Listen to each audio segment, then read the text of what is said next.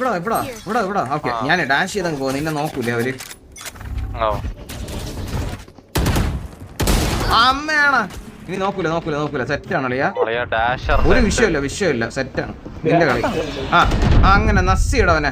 Cage പറ, എന്നിട്ട് cage പൊട്ടിച്ചിട്ട് അവനെ അത് പൊട്ടിച്ചിട്ട് അടുത്ത കേജ് പറഞ്ഞിട്ട് അടി. അമ്മയാണ് ആളിയാ നിന്നെ മിന്നാമിന്നി പണ്ണു.